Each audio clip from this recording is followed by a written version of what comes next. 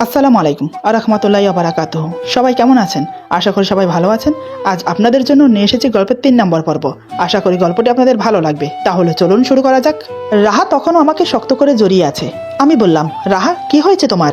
হঠাৎ আমার কথা শুনে রাহা ভয়ে ওর হাতের লম্বা লম্বা নখগুলো দিয়ে খামচে ধরলো আমার বুকে। তাতেই আমার দুই পাশের বুকে ওর লম্বা লম্বা নখগুলো গেঁথে যায়।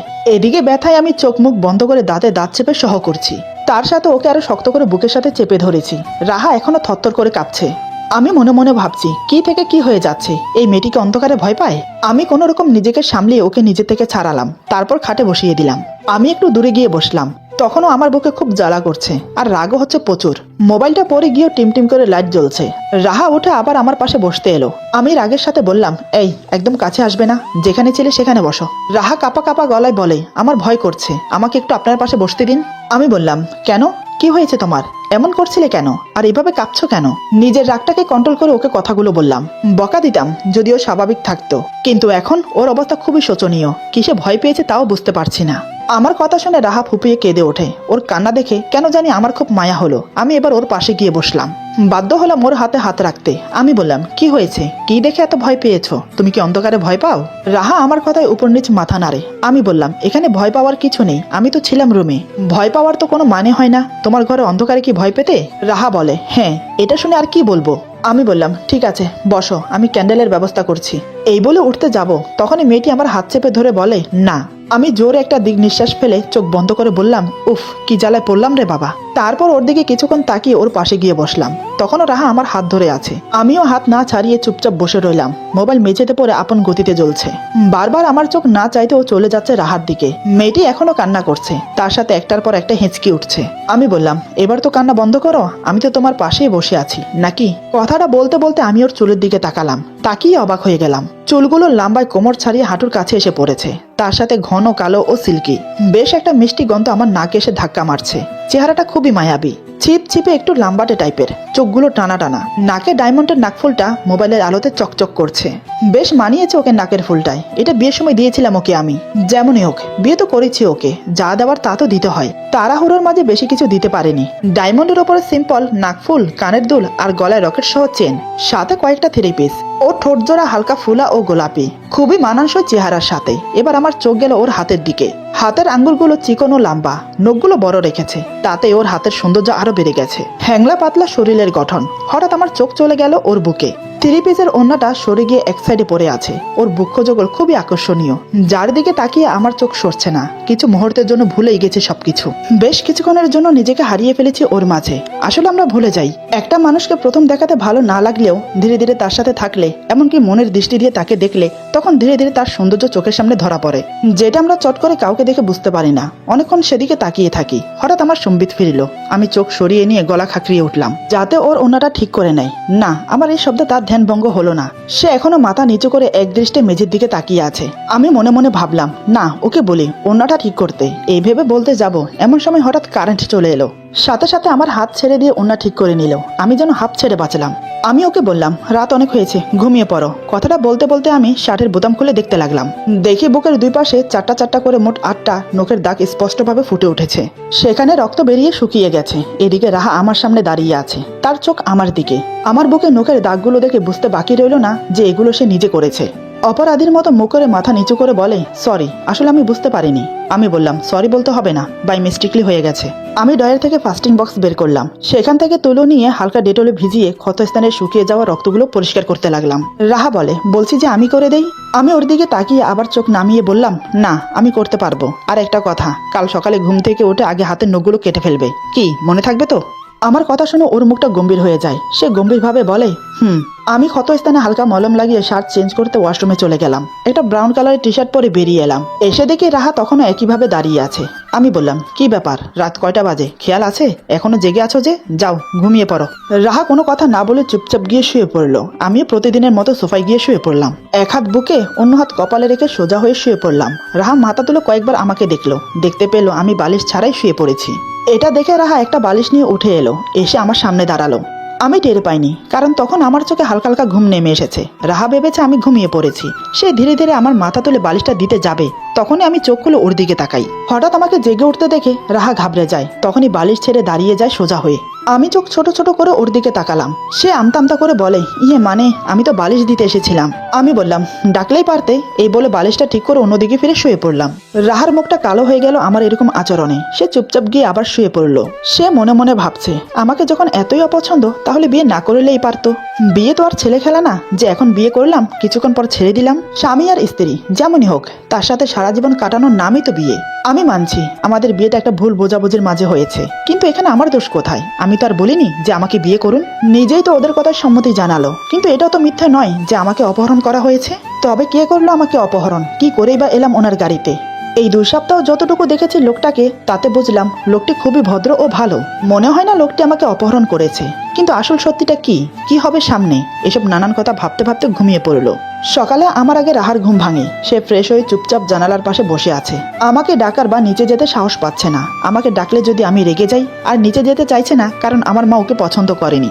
নিচে গেলে নিশ্চয়ই উনি কথা বলবেন না, তাই সে গুটিসুটি মেরে জানালার পাশে বসে আছে। আমার ঘুম ভাঙলো 9টার দিকে।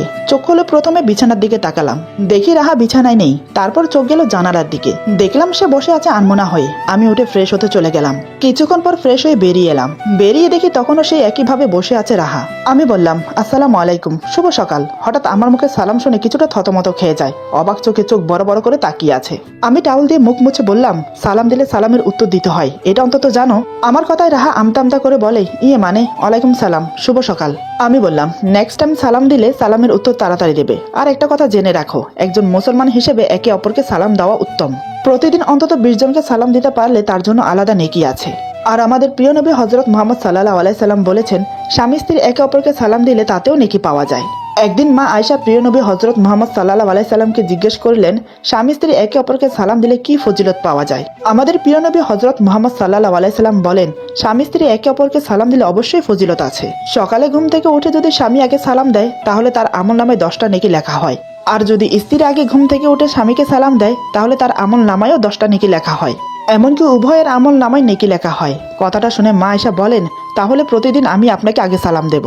প্রিয় নবী হযরত মুহাম্মদ সাল্লাল্লাহু আলাইহি সাল্লাম বলেন, তাহলে হয়ে যাক তোমার আমার মাঝে প্রতিযোগিতা। তারপর থেকে তারা প্রতিদিন সালাম নিয়ে প্রতিযোগিতা করতেন। আমার কথাগুলো রাহা মনোযোগ দিয়ে শুনছে। আমি চুপ হতেই রাহা হঠাৎ বলে, হাদিসে এটাও নিশ্চয় আছে যে স্বামী স্ত্রীর এক বিছানায় থাকাটা জরুরি। তা নিয়ে নিশ্চয় হাদিসে কিছু লেখা আছে। এই বলে হন হন করে চলে গেল ওয়াশরুমের দিকে। আমি সেখানে আহাম্মকের মতো হাঁ করে তাকিয়ে আছি ওর চলে যাওয়ার দিকে। এটা কি বলে গেল মেয়েটি? তাহলে কি আমাকে ওর সাথে এক বিছানায় থাকতে আহ্বান জানাচ্ছে? আমি মাথায় একরাশ চিন্তা নিয়ে রেডি হতে লাগলাম অফিসে যাওয়ার জন্য। আমি রেডি হতে হতে রাহা ওয়াশরুম থেকে বেরিয়ে এলো। আমি বললাম, নিচে চলো, নাস্তা করবে। রাহা কোনো কথা না বলে আমার সাথে নিচে এলো। তখন মা বাবা ডাইনিং টেবিলে বসে আছে নাস্তা করার জন্য। আমি আর রাহা নিচে এসে বসে পড়লাম। সবাই মিলে একসাথে নাস্তা করলাম। কিন্তু মায়ের মুখ এখনো থমথমে। একটিবারের জন্য হলেও রাহার দিকে তাকায়নি। আমি নাস্তা করে চলে গেলাম অফিসে। রাহা চলে গেল নিজের রুমে। বাবা নাস্তা করে পত্রিকা নিয়ে বসলো। মা গিয়ে বাবার পাশে বসলো।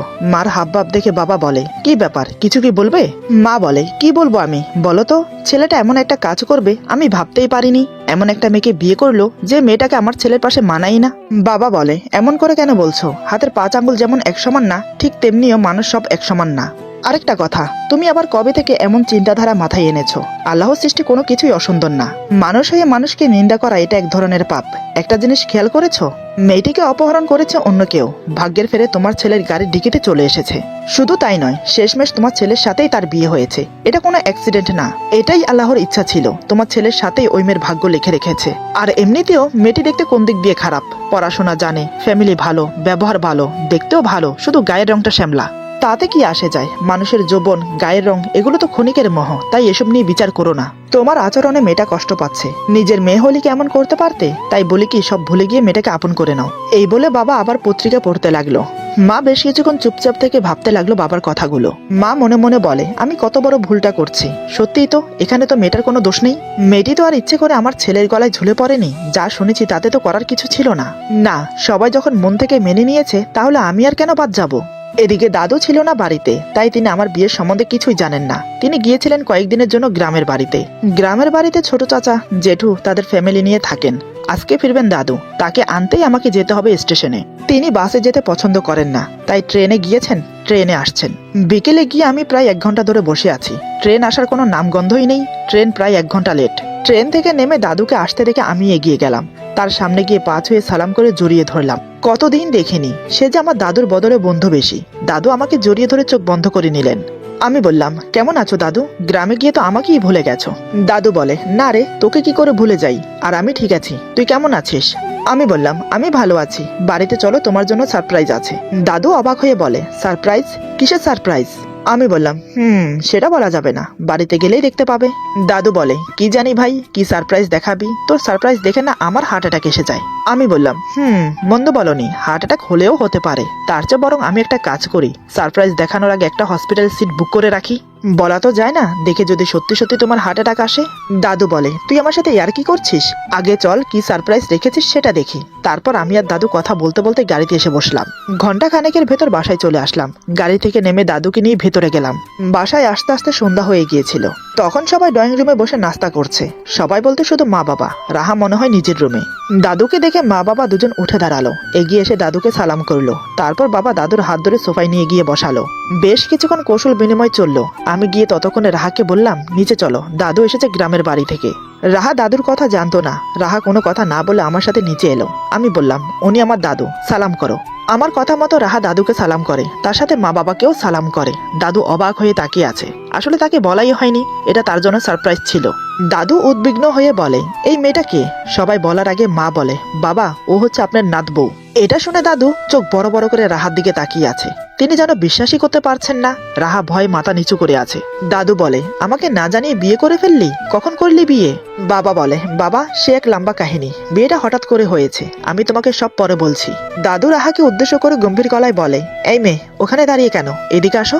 দাদুর কথা শুনে ধীরে ধীরে রাহা দাদুর সামনে গিয়ে দাঁড়ালো। দাদু চট করে রাহার হাত ধরে পাশে বসিয়ে দিল। রাহা ভয় ভয়ে গুটিসুটি মেরে বসলো। দাদু ওর মাথায় হাত বুলিয়ে বলে, দিদি ভাই, তোমার নাম কি? রাহা বলে, জি, আমার নাম জান্নাতুল মাওয়া রাহা। দাদু বলে, বাহ, খুব সুন্দর নাম তো। তুমি যেমন মিষ্টি দেখতে, তোমার নামটাও মিষ্টি। দাদুর কথা শুনে রাহা এবার চোখ তুলে তাকালো দাদুর দিকে। দাদু পকেটে হাত দিয়ে কি যেন খুঁজছেন। একটু পরে পকেট থেকে 1000 টাকার 5টা নোট বের করে রাহার হাতে দিল। রাহা বলে, এগুলো কিসের জন্য দাদু? দাদু একগাল হেসে মাথায় হাত বুলিয়ে বলে, দিদিমণি, এগুলো তোমার এই মিষ্টি মুখটা দেখে দিয়েছি। রাহা বলে, আমার টাকা লাগবে না, টাকার বদল আপনি আমার জন্য দোয়া করুন, তাতেই চলবে। দাদু বলে, তা কি হয়? এটা তোমার প্রাপ্য, তাই এগুলো তোমাকে নিতে হবে। রাহা চুপচাপ টাকাগুলো নিয়ে নেয়। দাদু আমাকে উদ্দেশ্য করে বলে, দাদু ভাই, তুই তো আমাকে অনেক বড় সারপ্রাইজ দিয়েছিস রে। তোর এই সারপ্রাইজ দেখে হার্ট অ্যাটাকের বদলে আনন্দে আমার বুকটা ভরে গেল। দাদুর কথা শুনে সবার মুখে হাসি। মা বলে, বাবা, অনেক কথা হয়েছে, আপনি এখন রুমে চলুন, বিশ্রাম নেবেন, অনেকটা পথ জার্নি করে এসেছেন। এই বলে মা দাদুকে নিয়ে দাদুর রুমে চলে গেল। দাদু আর মা চলে যাওয়ার পর বাবা বলে, বৌমা, তুমি রুমে যাও। আর হ্যাঁ, তোমার বাসার ঠিকানাটা আমাকে দাও, তোমার মা বাবার সাথে কথা বলতে হবে। নিশ্চয় তারা অনেক দুশ্চিন্তায় আছে তোমাকে নিয়ে, এমনকি খোঁজাখুঁজিও করছে। কাল বিকেলে রেডি থেকো, তোমাকে নিয়ে তোমাদের বাড়িতে যাব। রাহা মাথা নাড়িয়ে ঠিক আছে বলে উপরে চলে গেল। তার সাথে সাথে আমিও গেলাম উপরে। আমি রুমে যেতেই রাহা আমাকে টাকাগুলো দেয়। আমি বললাম, এগুলো তো তোমার টাকা, আমাকে দিচ্ছ কেন? রাহা বলে, যেমন করেই হোক, আপনার সাথে আমার বিয়ে হয়েছে, সেই অনুযায়ী আপনি আমার স্বামী, তাই টাকাগুলো আপনাকে দেওয়া উচিত। আমি বললাম, এটা তোমার প্রাপ্য, তোমার কাছে রাখাই উচিত। এই বলে ওর হাতে টাকাগুলো দিয়ে দিলাম। রাহা টাকাগুলো হাতে নিয়ে আমার দিকে তাকিয়ে আছে। আমি চলে গেলাম ফ্রেশ হতে। ওয়াশরুমে গিয়ে শার্টের বোতাম খুলতেই চোখে পড়লো নখের দাগগুলো। এখনো হালকা রক্ত জমাট বেঁধে জল করছে। আমি একটু হাত বুলিয়ে দেখলাম, এখনো সামান্য সামান্য ব্যথা আছে। মনে পড়ে গেল কাল রাতের কথা, কি থেকে কি হয়েছিল। অন্ধকারে এত ভয় পাই মেয়েটা, জানতাম না আমি। কিন্তু আজ সকালে সে কি বলছিল। সকালের কথা মনে পড়তেই মুখে একটা মুচকি হাসি ফুটে উঠল। আজ আমি ওর পাশে শুয়ে দেখব কি করে। এসব নানান কথা ভাবতে ভাবতে হাত মুখ ধুয়ে বেরিয়ে এলাম। রাহা তখন বিছানায় হেলান দিয়ে বসে আছে। আমাকে দেখে সোজা হয়ে বসলো। আমি টাওয়াল দিয়ে হাত মুখ মুছে সোফায় বসলাম। দুজন চুপচাপ দুই জায়গায় বসে আছি, কেউ কারোর সাথে কথা বলছি না। বেশ কিছুক্ষণ পর জরিনা খালা আসলো রাহাকে ডাকতে। জরিনা খালা বলে, বোমা, তোমাকে আপা ডাকছে। জরিনা খালা আমাদের বাড়িতে অনেকদিন হলো কাজ করছে, সেই আমি ছোটবেলা থেকে দেখে আসছি। ওনাকে কাজের বুয়া না বলে আমাদের ফ্যামিলির সদস্য বলা যায়। আমাকে নিজের ছেলের মতো স্নেহ করে। এদিকে মা ডাকছে শুনে রাহা নড়ে চড়ে বসে। সে তাকিয়ে আছে আমার দিকে, মনে মনে ভয়ও পাচ্ছে। এই বাড়িতে আসা পর্যন্ত মা ওর সাথে একটা কথাও বলেনি, তাহলে আজ হঠাৎ কেন ডাকছে? আমি বললাম, যাও, মা কেন ডাকছে গিয়ে শুনে আসো। আমার কথা মতো রাহা ধীর পায়ে হেঁটে চলে গেল জরিনা খালার সাথে। মা তখন নিজের রুমে ছিল, বাবা বেরিয়েছে। এই সময়টা বাবা বেরিয়ে যায় নামাজ পড়ে একটু ঘোরাফেরা করার জন্য। জরিনা খালা মাকে বলে, আপা বৌমা এসেছে। মা বলে, ঠিক আছে তুই এখন যা। মার কথা মতো জরিনা খালা চলে গেল। রাহা দরজার সামনে দাঁড়িয়ে আছে। মা বলে, ওখানে কেন দাঁড়িয়ে আছো, এদিকে এসো। রাহা ধীরে ধীরে মায়ের সামনে গিয়ে দাঁড়ালো। মা বলে, এখানে বসো আমার পাশে। রাহা চুপচাপ মায়ের পাশে বসলো। হঠাৎ মা রাহার হাতে একজোড়া স্বর্ণের চুড়ি পরিয়ে দিল।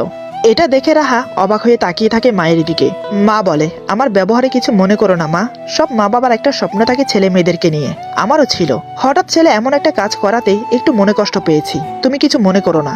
রাহা বলে, এমন করে বলবেন না মা, আমি আপনার ব্যবহারে কিছু মনে করিনি। আপনার জায়গায় অন্য কেউ হলেও ঠিক একই কাজ করতো, আর আপনি তো আমাকে কিছুই বলেননি। সবচেয়ে বড় কথা হলো আপনি মা, মা বাবা ছেলে মেয়েদেরকে বকা দিতেই পারে, তার জন্য কিছু মনে করার কি আছে মা? আপনি তো আমারও মা, আপনি আমাকে বকা দিলেও আমি কিছু মনে করতাম না। রাহার কথা শুনে মা একগাল হেসে বলে, সত্যি আমার ছেলে লক্ষ্মীমন্ত একটা মেয়ে নিয়ে এসেছে, আমার আর কিছু চাই না। এরপর ওদের মাঝে আরো কিছুক্ষণ কথা হয়। মা বলে, এখন তুমি যাও, তানভীর রুমে একা আছে। মায়ের কথা মতো রাহা চলে এলো। রাহা উপরে আস্তে আস্তে ভাবছে, ওনার ফ্যামিলি এত সহজে আমাকে মেনে নেবে, এটা দেখে যেমন খুব আশ্চর্য হচ্ছি, তার সাথে অবাক হলাম। কোথায় ভেবেছি সবাই মিলে আমাকে অপমান করবে, নয়তোবা ঘর থেকে ঘাড় ধাক্কা দিয়ে বের করে দেবে, কিন্তু তা না করে নিজের মেয়ের মতন আপন করে নিয়েছে। আজকাল এত ভালো মানুষও আছে সেটা ভাবতে পারিনি। সবাই তো মেনে নিয়েছে, কিন্তু উনি কতটা মেনে নিয়েছেন সেটাই দ্বন্দ্ব আমার মনে। উনি যে আমাকে মেনে নেয়নি সেটা আমি খুব ভালো করেই বুঝতে পারছি, কারণ উনি যদি আমাকে মেনে নিত তাহলে স্বাভাবিক আচরণ করত, আমাকে কাছে টেনে নিত, কিন্তু তা না করে আমার সাথে রুক্ষ ব্যবহার করছে, আমাকে এড়িয়ে চলছে, এমনকি আমার থেকে দূরত্ব বজায় রাখছে। এমনটা কেন করছেন উনি? মেয়েদের যে পরিস্থিতিতে বিয়ে হোক না কেন, তারা সেটা ভাগ্য মনে করে মেনে নেয়। স্বামী খারাপ হোক যেমন হোক, তার সাথে সংসার করতে বাধ্য, মা বাবার জন্য না হলেও সমাজের জন্য। কিন্তু এক্ষেত্রে তো স্বামী এমনকি শ্বশুর বাড়ির লোকজন সবই ভালো পেয়েছি, বিয়েটাও মেনে নিয়েছি, এমনকি ওনাকেও স্বামী হিসাবে মেনে নিয়েছি, তাহলে উনি কেন পারছেন না? না, এভাবে মনে মনে ভাবলে চলবে না, ওনাকে জিজ্ঞেস করব, কিন্তু ওনার সামনে গেলে তো কিছু বলতেই পারি না, সবকিছু কেমন যেন তালগোল পাকিয়ে যায়। তার চেয়ে বড় কথা, ওনার চেহারার দিকে তাকালেই আমার গলা শুকিয়ে যায়। এমন কঠোর ও গম্ভীর প্রকৃতির মানুষ যেন সবসময় মারমুখ হয়ে থাকে। তারপরও তো জিজ্ঞেস করতে হবে। এসব ভাবতে ভাবতে সে রুমে চলে এলো। রুমে এসে দেখে আমি একটা বইয়ের মাঝে মুখ গুজে বসে আছি। রাহা রুমে এসেছে টের পেয়েও আমি কিছু বললাম না। রাহা এসে আমার সামনে দাঁড়ালো। আমি ওকে আমার সামনে দাঁড়াতে দেখে বললাম, মা কেন রেখেছিল? রাহা কিছু না বলে 2 হাত বাড়িয়ে আমাকে দেখায়। আমি ওর হাতের দিকে তাকিয়ে দেখি 2 হাতে চুড়ি পরা। ওর হাতের চুড়ি দেখে বুঝতে পারলাম সবকিছু স্বাভাবিক হয়ে গেছে, মানে আমার মাও ওকে মেনে নিয়েছে। আমি মুখে কিছু না বলে শুধু বললাম, রাহা আমার মুখের দিকে তাকিয়ে আছে, মনে হয় এটাতে সে সন্তুষ্ট না, আমার মুখ থেকে সে আরো কিছু শুনতে চায়। বেশ কিছুক্ষণ দাঁড়িয়ে আছে, কিন্তু আমি আর কোনো কথা বললাম না। কি বলবো আমি? আমার তো কিছুই বলার নেই। আমার এমন আচরণ দেখে রাহা হতাশ হয়ে বিছানায় গিয়ে বসে পড়লো। আমার এমন আচরণ তার সহ হচ্ছে না। সে চিৎকার করে আমাকে জিজ্ঞেস করতে চায় কেন আমি এমন করছি, এখানে আমার কি দোষ? আমাকে যখন স্ত্রীর অধিকার দেবেনই না, তাহলে বিয়ে করেছেন কেন? কিন্তু ওই যে আমার চেহারা দেখলে সব গুলিয়ে ফেলে, তাই চুপচাপ মুখ গোমরা করে বসে আছে। আমি আমার মতো বই পড়ছি। এভাবে দেখতে দেখতে রাত হয়ে গেল। রাতে সবাই একসাথে ডিনার করতে বসলাম। সবাই রাহাকে খুব যত্নের সাথে খাওয়াচ্ছে। দাদু একটা একটা কথা বলে সবাইকে হাসাচ্ছে। গ্রামের বাড়িতে কি হয়েছে না হয়েছে সেগুলো বলছে। একসময় সবার খাওয়া দাওয়া শেষ হলো, তারপর যে যার রুমে চলে গেল। আমি রুমে এসে বিছানায় শুয়ে আছি। রাহা তার কিছুক্ষণ পরে এলো। এসে দেখে আমি খাটে শুয়ে আছি। সে মনে মনে বলে, বাবা আজ দেখছি খাটে শুয়েছে, সকালের কথা মনে হয় গায়ে লেগেছে, নাকি মেনে নিয়েছে, কোনটা? রাহা কিছু না বলে আমার অপর পাশে এসে শুয়ে পড়লো, তবে মাঝখানে বালিশ দিয়ে দিয়েছে। আমি চোখ বন্ধ রেখে সব অনুভব করছি, কিন্তু চোখ খুলছি না। তারপর সে লাইট বন্ধ করে ডিম লাইট জ্বালিয়ে শুয়ে পড়লো, কিন্তু চুলগুলো ছাড়া। সে চুল থেকে মিষ্টি গন্ধ এসে আমার নাকে ঠেকছে। আমি চোখ বন্ধ রেখেই বললাম, চুলগুলো বেঁধে ঘুমাও। মনে পড়ে গেল কাল রাতের কথা। ওকে আমি নখ কাটতে বলেছিলাম, সে কি কেটেছে? আসলে আমি সেদিকে খেয়ালই করিনি। আমার মনে আসতেই বললাম, কাল রাত্রে নখ কাটতে বলেছিলাম, কেটেছো? আসলে রাহা ভুলেই গেছে হাতের নখ কাটতে। রাহা আমতা আমতা করে বলে, মানে ভুলে গিয়েছিলাম, কাল সকালে কেটে ফেলবো। আমি বললাম, কাল সকালে যেন ভুল না হয়, আমার কথা অমান্য করাটা আমি পছন্দ করি না, এখন চুলটা বাঁধো। আমার কথা শুনে রাহা রাগের সাথে উঠে বসে মাথার চুলগুলো বাঁধছে, আর মনে মনে বলে, কি আজব মানুষ রে বাবা, চুল খোলা থাকলে কি সমস্যা? কই আমার তো কোনো সমস্যা হয় না চুল খোলা থাকলে, এত সমস্যা কেন লোকটার? আমার এত শখের নখগুলো কেটে ফেলতে বলছে, এখন আবার চুল বেঁধে ঘুমোতে বলছে। না জানি সামনে আরো কত কি বলবে, কিন্তু চোখ বন্ধ রেখে কিভাবে বুঝলো যে আমার চুল খোলা? কে জানে রে বাবা, কিছুই মাথায় আসছে না। এই ভাবতে ভাবতে চুলগুলো বেঁধে আবার শুয়ে পড়লো। হঠাৎ কি মনে হতেই আবার আমার দিকে তাকিয়ে বলে, আপনি এখানে কেন ঘুমোচ্ছেন? আপনি না সোফায় ঘুমান? আমি ওর দিকে তাকিয়ে বললাম, কেন? সকালে তো বললে খাটে ঘুমোতে, এখন আবার কি হলো? রাহা চোখ ছোট ছোট করে বলে, আমি আবার কখন বললাম? আমি বললাম, কেন, সকালে কি বলেছিলে মনে নেই? এত তাড়াতাড়ি ভুলে গেলে? আর হ্যাঁ, সকালে আমার অফিস আছে, ডিস্টার্ব করো না। এই বলে অন্যদিকে ফিরে শুয়ে পড়ি। এটা দেখে রাহার আগে কটমট করে আমার দিকে তাকিয়ে আবার শুয়ে পড়ে। আমিও একসময় ঘুমিয়ে পড়লাম। হঠাৎ মাঝরাতে আমার ঘুম ভেঙে গেল। ঘুম ভাঙার কারণ রাহা কান্না করছে। এদিকে রাহার চুল খুলে আমার চোখে মুখে এসে পড়েছে। ওর চুলের গ্রানে আমার মন মাতোহারা হয়ে উঠছে। আমি মুখ থেকে চুলগুলো সরিয়ে ওকে বললাম, কি হয়েছে রাহা, তুমি কান্না করছো কেন? এটা শোনার সাথে সাথে রাহা হঠাৎ আমার বুকে জাপটে পড়ে কান্না করতে লাগলো। মুখ গুজে দিয়েছে আমার বুকে। এক হাতে আমার শার্ট খামচে ধরেছে, অন্য হাতে আমার গলা জড়িয়ে আছে। আমি না চাইতেও ওকে আমার বুকের সাথে জড়িয়ে ধরলাম। অজান্তেই মুখ গুজে দিলাম ওর চুলে। সেখানে নাক ঘেঁষতে লাগলাম ওর ঘাড় ধরে। এক হাতে ওর কোমর জড়িয়ে ধরেছি। আলতো করে চুমো এঁকে দিলাম ওর মাথায়। ওর ঘাড় ছেড়ে দিয়ে মাথায় হাত বুলাতে লাগলাম। বেশ কিছুক্ষণ পর আমি বললাম, এই রাহা, কি হয়েছে তোমার? কান্না করছো কেন? আরে বাবা, না বললে বুঝবো কি করে কি হয়েছে তোমার? আমার কথায় সে মাথা তুলে আমাকে এত কাছে দেখে হঠাৎ যা করে বসে, তাতে আমি বিহবল হয়ে পড়ি। একে তো মেয়েটি নিজে থেকে আমার বুকে এসে পড়েছে, তারপর আবার এমন করছে। এখানে আমার দোষ কোথায়? আমি এবার কি করলাম? কি হতে চলেছে আমার সাথে, এটাই বুঝতে পারছি না। এরপর যা হলো, আজকের গল্প এখানে সমাপ্ত। গল্পের বাকি অংশ পেয়ে যাবেন আগামী পর্বে। সবাই ভালো থাকবেন, সুস্থ থাকবেন, আর বন্ধুদের সাথে বেশি বেশি করে শেয়ার করবেন। আল্লাহ হাফেজ।